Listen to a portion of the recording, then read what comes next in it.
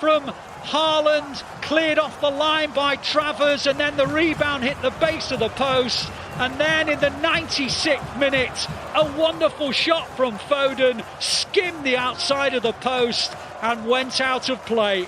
Bournemouth with a 2-goal lead, the early goal from Semenyo in the first half, a second from Evan Nielsen. City were not really at their best. The injury crisis clearly causing major issues, but they found a way back through Guardiola to at least give them a platform. But this particular day did not belong to them. It does belong to Bournemouth. The Blues are beaten for the first time in the Premier League in 2024. The final score, Bournemouth 2, City 1. Well, let's go back to the studio with Keith, with David, with Chris.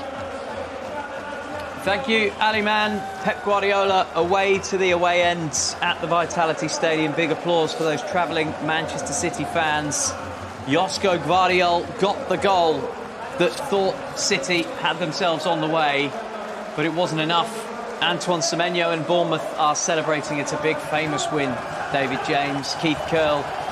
For Bournemouth on the South Coast, the first time they've beaten Manchester City in a league game. 14 straight defeats in the Premier League. But for City, they were so good to end the game, they left themselves too much to do. Yeah, unfortunately, there's echoes of Wednesday, you know, going 2 goals down and trying to get back into it, dominating possession in the end, as he said, dominating the opportunities today at least.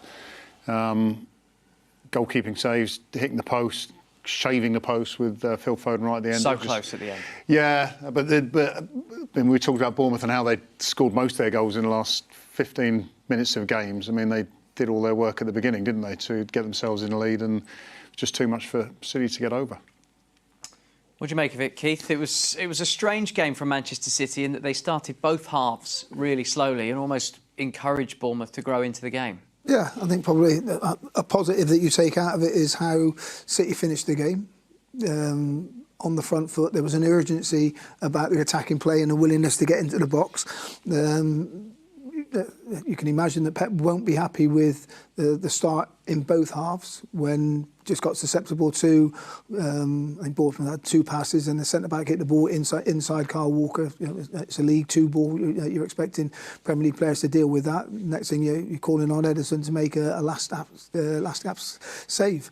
So again, that's again, travelling down to London, travelling down to Bournemouth, not a lot of time to prepare the players and get the players to rest and refocus. But we're talking about Man City now. You know, you've got to be up for the games right from the first minute. If you're not, teams will cause you problems. Bournemouth today had good energy, good willingness to get forward, and they looked a threat. Have to say, we're not used to this. Manchester City losing in the Premier League, a first defeat of 2024. The long run, 32 unbeaten in the Premier League, is over. Let's take you pitch side at the Vitality Stadium. Michael Brown is there alongside Nat. Nat. So City well and truly beaten today. 2-1 to Bournemouth. Brownie and I are down here pitch side as the Bournemouth fans wildly celebrate. They've now beaten City and Arsenal this season so far at home. Brownie, I'm feeling a bit gutted. How about you? Yeah, very disappointed.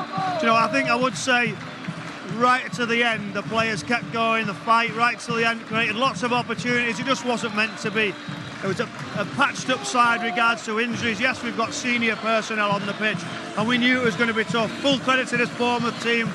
They were excellent at the start of the game. They put us under pressure, got that early goal, and then it was going to be tough. We chased it a little bit. We tried to open it up late in the game, and you can just hear the atmosphere. And unfortunately, they deserved it today, Bournemouth. We can't often say that about this side. They've been incredible run of games in the Premier League. And at that times, you know, there's just one too many with the amount of injury, the amount of players missing.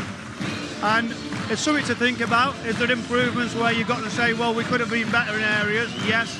But we can't be too critical, can we? Because you've got how long we've been on this run of winning games in the Premier League. And that team there were hurting. You can see by the performance that we just weren't fit enough. You were talking before the game that you're expecting Bournemouth to come out and it to be like an old school game, and from the first couple of minutes I was nodding at you saying you were right, because they hassled us and they were fast and they were pacey and they gave us no room for the whole game. Well, they did. Straight away, you watch the balls when there was no pressure on, they're sliding in behind. Then they had forward runners, whether it be off the sides and through the middle, and they countered very, very quickly. Then they kept the shape, they waited, but in the wide areas have pace, don't they? Yeah. So many of us sure was one who was dangerous on the day. And we just really had, when we look at the top of the pitch, he had Erling Haaland, those couple of chances he had weren't really like sort of clinical ones. It just wasn't falling for him. Even the long one from Edison and then Phil Ford, and that shot right at the end pretty much said everything, didn't it, as he just drifted past the post. But onwards and upwards, we've got to move on, we've got to look forward to the midweek game, we've got to get everybody as much rest as we possibly can. And this happens in the Premier League. Yeah, this happens. Maybe, 2 losses in a week. This is our bad patch. Every season there is a little bad patch, but hopefully this is a nice short one this time. If we're looking for some positives, in the last 10 minutes, City dominated. It almost felt like if the game had just gone 5 minutes longer, there would have been an equaliser there. I think that was a given, wasn't it? I think we knew the team. We said as we were just in commentary there, myself and Ali, that there will be chances, there will be opportunities that come, but Jeremy Doku, it was set up for him for 10 minutes, go and get it, go and make something happen. And we sort of took the shackles off a bit and went for it, and it wasn't the control like normal. But they defended it out, they're seeing it was just a little bit too late. Also, Joško Vardiol continues to be a scoring machine. There's a crazy stat, I've forgotten what it is now. It's something like he's scored in 6 in his last 8 away games, something like that. And it was a cracking header. It's unbelievable. I was looking and thinking, right, where's it going to go? Is it going to be down the right, a little ball across the face? And Ilkay Gunnar thought, you know what, I'll flick it in. And he rose so well, didn't he? It was a brilliant header. Goalkeeper just pushed it, made it look better, and then it was game on. Thought, here we go, we're going to come back yet again. But unfortunately, it just wasn't meant to be. So we pick ourselves up now. Yep. We've only got a few days. Champions League on Tuesday, and then a game away at Brighton next week before the international break, which feels like it's really very much needed now. Brownie, thank you so much. Thank you. Oh, guys, it was a very long journey down here for the Blues. A good 5 or 6 hour trip back now, knowing that, well, today was Liverpool's day. Yes, it certainly was. Safe travels back to Nat and to Michael Brown. It sort of sums up the feeling of the move, doesn't it? They've got a 5-hour journey to get home. Poor guys. Poor guys. City made it very difficult for themselves today, Keith. The one point that Ali Mann was saying in the commentary was it took to the 79th minute for City to have a shot on target.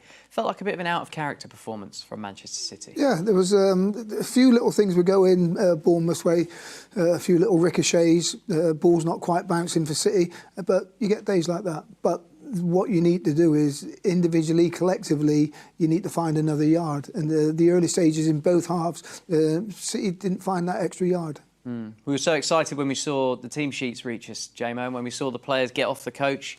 Kevin De Bruyne on the bench, first time in 6 weeks, 9 games he's missed, didn't come on. Savinho was amongst the substitutes, didn't come on. Do you think they're maybe not quite there? Because surely otherwise Pep would have thrown them in. Yeah, I think you said the perfect scenario, didn't they? 2-0 up and then you could introduce them. I think that was arguably the thinking or the reasoning for having him on the bench. The only scenario to use them, because as Pepper's proven in the last two or three games, he's happy to have, not happy in having to, but happy to have limited players on the bench. And today just didn't materialise to give him a chance. Yeah, so very, very frustrating. Joško Vardiol gives City a chance. And then late on, Erling Haaland has a chance, saved by Travers, who you were talking up pre-match, and then Haaland's rebound hits the post. And Phil Foden sends one width of a ball wide. Yeah, could have been so different. Yeah, again, I think the intensity in the last 10 minutes of City's attack will please Pep. Yeah. Because you're always saying, "Oh, well, the players not got a lot left in the tank," but there was a willingness and a desire there, and you could tell the application to try and get something excellent. Just like I say, Phil Foden on another day that bears in the bottom corner. Nobody backs against Erling Haaland. I think he's had 2 half chances today. Well, probably 3 chances, with 2 being in the same episode with the header and then hitting the post. And apart from that, he's had 1 half a chance. But again, finished the game well with good pressure, good intensity. Funny old day in the Premier League. We came on air slightly buoyant. Arsenal had just been beaten away at Newcastle. Manchester City have now been beaten away at Bournemouth. Let's have a quick look at the Premier League table to see what that's done tonight, because Liverpool actually came from behind to win today. So if we bring the league table up, City have slipped to second, just a couple of points behind Liverpool, but we're now 10 games in, quarter of the way through the season. It's all starting to take shape. I asked you the question earlier, JMO, how costly could it be, Arsenal dropping points? It goes to show there are no foregone conclusions in any of these games in the Premier League. Yeah, well, I've been working on the basis that 90 points is what you need to have a serious consideration of winning the title. Traditionally, especially over the last 5 years, 90 points will either win you the title or give you the chance to win the title. You can afford to lose 8 games. So as disappointing as losing today is, end of a run and all that stuff, I think Michael said there and made a right point. It's going to come to an end at some point. You'd rather lose to Bournemouth than you would to Arsenal or Liverpool, so it doesn't give them any extra points. So the run's come to an end, but it's not the end of the story. So. Yeah, what a brilliant run it has been. First defeat in the Premier League in 2024. And what are we, already in November? What a great run Manchester City have been on. Now, Nat said when we were pitch side with her, this is City's bad patch. Let's hope it's a 2-game bad patch. Tottenham and today. And we'll throw ahead to this week, to midweek, Tuesday, away in Portugal. We've got another match day live coming down the pipe for you. Nat will be hosting. And we'll get a good look at the latest manager in the Premier League, because Ruben Amorim, unless you've been living under a rock, has just got a job across the city at the other lot, but he's got 2 more games in charge of Sporting. So we'll get a first look at how he sets up his team, and he will get a first look at Manchester City ahead of the Manchester derby next month.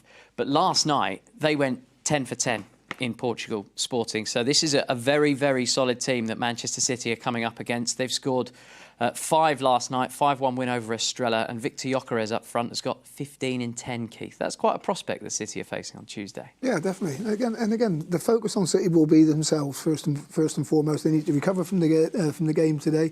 I don't think there'll be a lot of training to be done. I think a lot of it will be physically and mentally getting the players recovered, refocused, and then accepting the challenge. And the challenge is to face Ruben Amorim. He's probably had quite a lot on his mind over the past week or so, Jabo. As soon as Manchester United sacked Erik ten Hag on Monday, his name was in the mix. He's had contract negotiations. He's been offered the job. He's got the job, but not before he finishes his job in Portugal and all that. He's then got Manchester City coming down the pipe.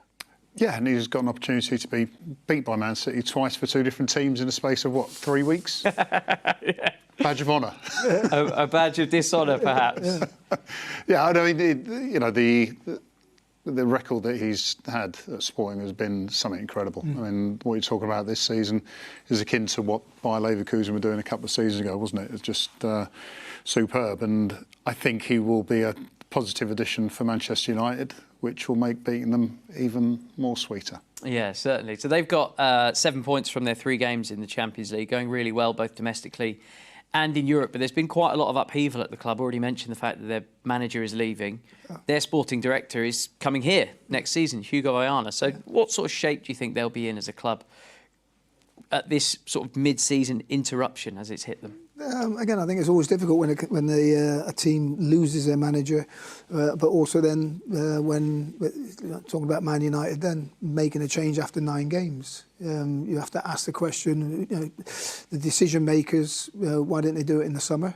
Or why didn't they do it when they closer to approaching the window? So again, I don't like it when teams change managers early in the season. I think it's disrespectful for certainly for the manager as well, because you're trying to make plans, you're making signings, you're bringing in your players, and then the next thing, 9 games in, you're gone. It can have a disruption. Another manager comes in, works with you for a couple of months, and then the next thing, the transfer window's open, and then you get another influx of players. And